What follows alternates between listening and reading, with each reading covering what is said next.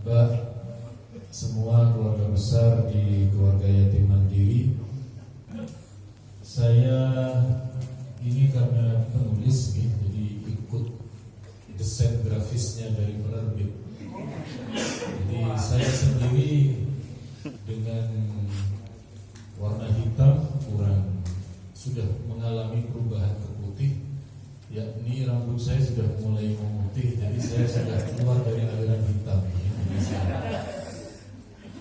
Sudah, meskipun saya berada di keputih puluhan tahun, tetapi belum berubah juga warnanya, belum putih-putih. Ini adalah menjelaskan kurban itu minas syariatil qadim. Kurban itu telah disyariatkan oleh Allah sejak umat terdahulu. Mulai dari zamannya Nabi Adam sampai sekarang zamannya Adam Jordan ya tetap ada. Sampai yang terbaru adalah Adam Suseno. Tapi kalau bapak-bapak Adam Suseno tidak kenal, kenalnya sama istrinya. Simple. Itu jauh sekali. Kalau di sana ada Imam Daratista, kalau di sini Darah Tinggi.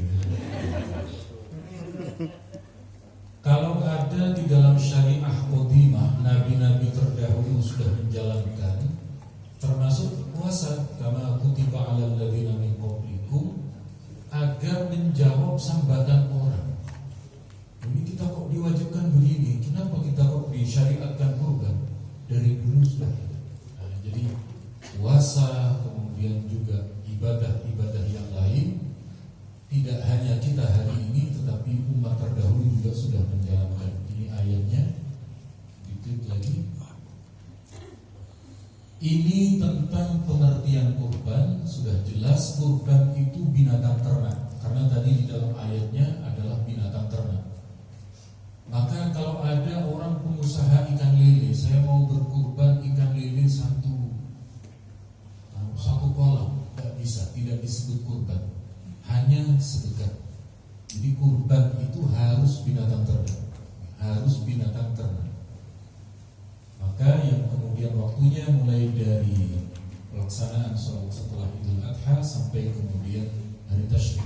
Nanti berikut dalilnya, diklik lagi. Hukumnya bagaimana? Hukumnya para ulama sepakat sunnah, kecuali nanti ada hadis berikutnya.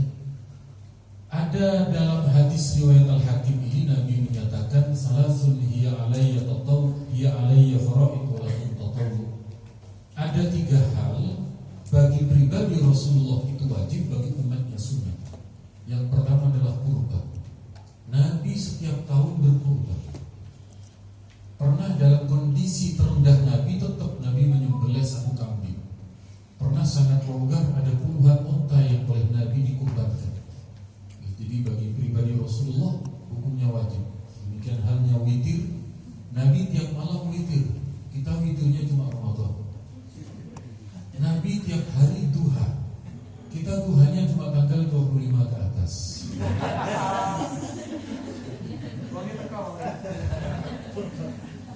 Kenapa? Karena kita sholat duha itu mengiringi sakit migrain kita. Jadi saya kalau datang ke dokter saraf itu, karena sakit kepala migrain itu, ke dokter saraf. Jadi dokter itu tahu, kalau saya datang ke sana tanggal 15, migrainnya sebelah kiri. Kalau tanggal 20, migrainnya sebelah kanan. Kalau 25 sudah mundur semua, sudah mundur semua. Ya, akhirnya obatnya sholat duha ini.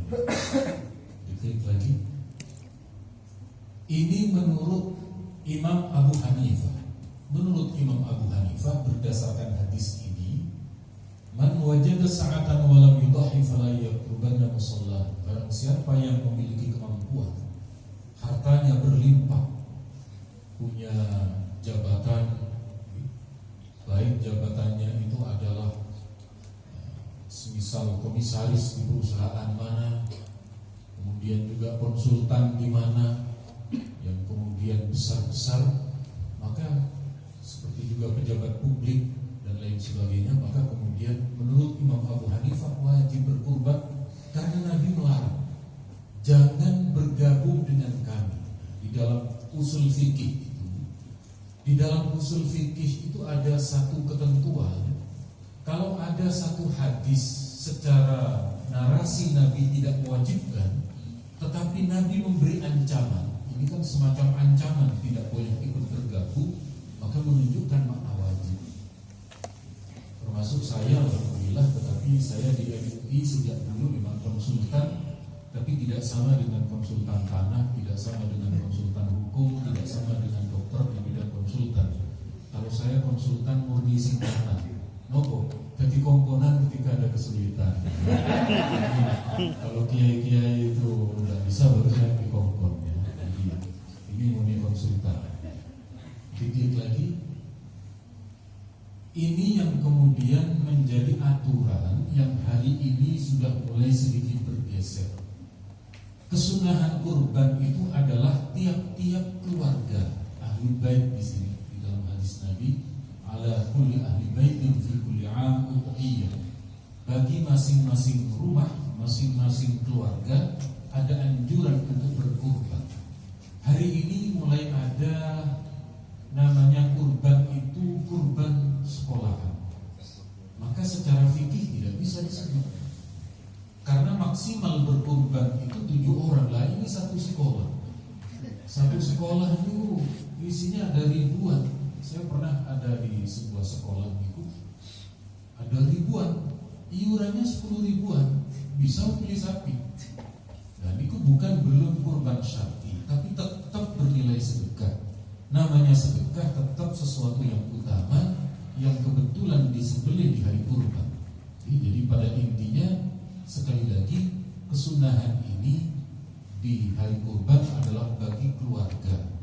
Kalau ada yang mau berpartisipasi di hari kurban bukan atas nama keluarga, tetap saja diterima, tidak apa-apa, karena tetap bernilai pahala. Tetap bernilai pahala. Kemudian berikutnya, ini yang selalu ramai di perdebatan menjelang kurban. Jadi kita ini ada debat tahunan ya. Debat tahunan itu kalau soal agama ya berarti masuk Desember itu sudah siap-siap beli kuota nih untuk masuk di bulan perdebatan. Kemudian juga untuk kurban, di samping Anda menyiapkan hewan kurbannya, siapkan juga kuota untuk debatnya soal motong kuku itu. Motong kuku tidak sampai haram, tidak sampai haram. Memang di dalam hadis ini para ulama menyepakati kebanyakan hukumnya adalah makruh, yakni dengan 2 kriteria, dengan 2 syarat. Pilpresnya kan sudah ya. Pilpresnya sudah, jadi saya kalau menunjuk begini kan aman. Kalau masa pilpres dikira nanti dikira tim sukses. Padahal saya dulu pernah gabung tim sukses dulu sebelum di MUI. Calonnya mana? Ini saya nggak jadi, kalian enak. Loh, Pak, ini kan namanya tim sukses. Jadi yang sukses kan timnya, bukan Bapak. Salahnya dibilang tim sukses. Kecuali kalau calon sukses. Kalau calon sukses itu kami nggak ikut. Kalau tim sukses ya harus timnya yang sukses. Orang yang nggak jadi bukan urusan tim.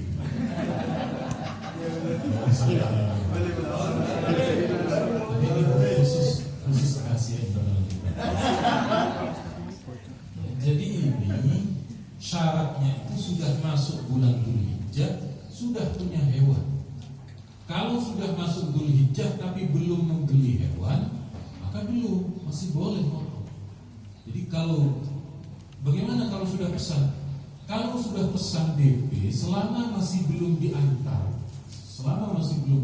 diserah terima, maka belum apa-apa, masih boleh untuk dipotong kukunya, untuk potong rambut dan lain sebagainya. Jadi sekali lagi ini anjurannya. Diklik lagi. Ini waktunya setelah sholat Id, setelah sholat Idul Adha, setelah kurban, setelah khutbah, baru kemudian masuk waktunya. Diklik lagi, sudah pakai kalau ini. Ini waktunya panjang sampai 4 hari. 4 hari dengan Idul Kurban. Karena di dalam hadis riwayat Imam Ahmad ini Nabi bersabda, ayyamu tasyrik, ayyamu uqlid, ayyamu aqlid, ayyamu tu'min, wa dzikrillah. dalam fikih tidak boleh berpuasa, karena hari itu selama 4 hari Allah memberi hidangan. Karena ini hari makan-makan, disebut juga bahwa 4 hari itu adalah hari tusuk gigi internasional. Jadi mulai dari Maroko sampai Merauke, hari itu bersama-sama keselidikan semua. Jadi mulai cungkit-cungkit gitu. Kemudian hari berzikir bagi jemaah haji. Bagi jemaah haji di sana melafalkan talbiyah dan juga zikir. Saya doakan yang hadir semua semoga oleh Allah dimudahkan haji dan umrahnya. Jangan doakan lagi yang semoga cepat berangkat adalah saya sendiri. Saya sekaligus minta doa restu, insya Allah nanti 6 Juni saya berangkat kloter 93. Atau doanya, doanya agak berat hati. Oke, sebab meningkat kuat kami. Jadi sekali lagi, Biku Pulau Kalimantan. Saya sendiri kalau kebetulan punya uang, Biku saya kurbannya di hari akhir saya. Kenapa? Hari pertama sudah melimpah. Fakir miskin sudah banyak yang menerima itu. Hari kedua, hari ketiga, begitu tanggal 13 hari Tasyrik, saya sembelih. Saya berikan lagi ke fakir miskin. Jadi itu alasan pertama, karena daging-daging sudah menipis bagi fakir miskin, lalu saya sembelihkan. Alasan kedua, karena di hari ketiga itu kambing sudah turun harganya. Jadi ini trik untuk penghematan juga sebenarnya. Cuma kalau dia, tapi jangan melakukan di hari terakhir semua. Kalau melakukan di hari akhir semua, syiarnya tidak ada di depan. Bukan masjidnya kok tidak ada kurban nanti di hari terakhir. Orang-orang sepi itu datang ke masjid itu. Kemudian berikutnya, bagaimana cara pembagiannya? Pembagian yang berdasarkan ayat ini, daging kurban itu dibagi menjadi 3. Ada porsi pemilik, fakulu minha, Allah perintahkan, silahkan kamu makan. Maka menurut Imam Syafi'i, pemiliknya maksimal berhak 1/3. Wa'atimu, lalu kemudian boleh, bahkan yang porsi fakir miskin itu yang wajib disedekahkan. Yang wajib disedekahkan kepada fakir miskin. Kemudian boleh untuk porsi hadiah. Porsi hadiah itu termasuk panitia. Jadi ketika panitia nanti mau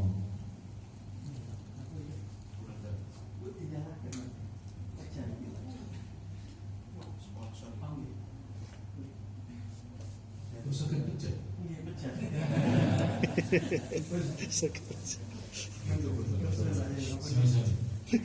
Jadi porsi panitia, porsi takmir itu boleh mengambil di bagian porsi hadiah 1/3. Tapi tetap wajib ada 1/3 yang harus diberikan. Maka tidak boleh. Ini sering saya jumpai, sering dijumpai di satu masjid. Sebelum sapi-sapi itu disembelih, takmirnya mengambil 1 kambing. Langsung kambing itu disembelih, langsung segera dimasak untuk keperluan panitia dan takmir. Ini tidak boleh. Boleh asalkan 1/3-nya. Misalnya kambing itu adalah 30 kilo, 10 kilo dari kambing yang disembelih ini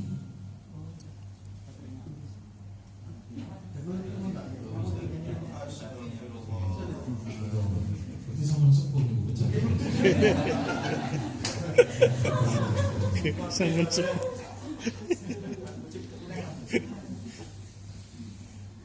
Buatan saya masih.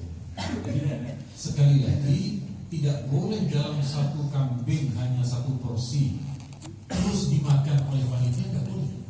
Harus ada 1/3 yang menjadi bagian dari fakir miskin. Kenapa? Menurut saya kita yang mampu hampir tiap hari bisa makan daging. Panjenengan tinggal ke warung-warung soto, soto daging sudah dapat daging, ya. Kemudian ke warung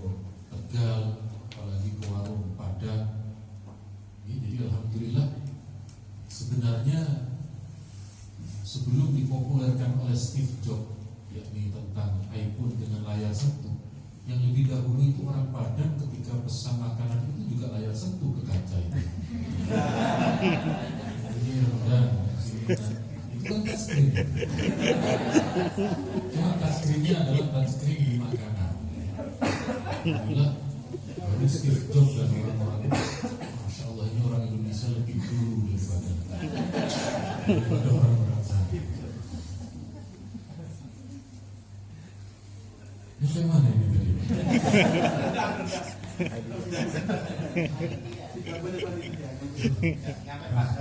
Oh ya, alhamdulillah. Jadi intinya boleh mengambil di situ karena orang miskin belum tentu dalam setahun sekali makan daging. Maka diberikan gizi dengan daging ketika kurban itu. Ya sebenarnya bisa saudara kita yang tidak mampu cuma makan dagingnya itu bukan daging asli. Nopo, ini bukan soto cuma mie soto. Mereka cuma bisa kuahnya, baunya bau daging, tidak ada dagingnya. Maka ketika Idul Kurban itu sama dengan Ramadan, ada zakat fitrah. Jadi prioritas adalah fakir miskin. Makanya kalau bisa pemilik kurban itu dia tidak nyampe ngambil sepertiga, dia hanya mengambil sebagian, lalu lebih banyak yang diserahkan kepada fakir miskin.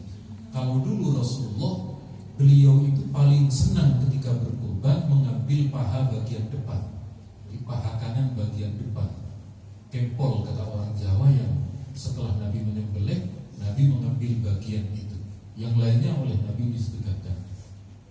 Berikutnya, nah ini permasalahan perkotaan, yakni soal apakah boleh non-muslim itu menerima. Sebab kalau di kampung kita aman, di kampung 100% muslim. Di kota itu permasalahannya ada satu perumahan yang menjadi favorit di perumahan itu adalah yang dekat dengan fasum. Maka orang-orang non-muslim juga berharap dekat dengan fasum. Lama-kelamaan fasumnya jadi masjid. Dan berkutik ini yang non-muslim ini mau pindah tak mungkin. Nah, begitu malam kurban ada sapi datang, ada kambing datang. Baunya tidak enak masuk ke rumah mereka. Setelah kurban disembelih, panitia nyate-nyate, baunya enak masuk ke rumah mereka. Apakah kemudian boleh non-muslim ini diberikan? Ini dilema. Kenapa? Ini ibadah. Ibadah itu adalah lakum dinukum waliyadin. Kita tidak boleh ikut serta-merta kepada ibadah mereka. Mereka tidak boleh ikut ibadah dengan kita. Cuma kan tidak enak. Ada sisi yang kemudian sisi kemanusiaannya. Maka para ulama kita khususnya dalam mazhab Syafi'i, kalau sudah dimasak baru boleh. Karena kalau sudah dimasak itu berarti sudah ranah sosial. Kalau ranah sosial boleh. Jadi misalnya mengantar 5 atau 10 tusuk sate diantar boleh. Tetapi ketika setelah disembelih itu sedang proses ibadah. Allahu Akbar, Allahu Akbar. Itu tidak boleh bagi non-muslim. Baru kalau kemudian sudah disembelih, monggo silakan. Sama kalau seperti itu dengan kita yang memiliki tetangga non-muslim. Lalu misalnya ada yang khitanan, lalu ada sisa berkat, diberikan boleh. Tapi ketika ibadah tidak diperbolehkan. Jadi kita tetap menjaga aturan fikih kita. Tetapi kalau kemudian juga ada sisi sosialnya, baru kemudian diperkenankan. Fahim tuh? Sudah manduk-manduk semuanya. Kemudian berikutnya, ini bagaimana dengan arisan kurban? Boleh. Nabi kita pernah beliau dengan para sahabat niku arisan. Nabi ini mengumpulkan uang lalu kemudian membeli unta. Ini namanya beda-beda. Saya rasa kalau Surabaya bagian pinggiran seperti ini namanya masih arisan. Masih arisan. Kalau sedikit ke tengah sudah bukan lagi arisan. Apa? Kurban kolektif. Agak keren kurban kolektif.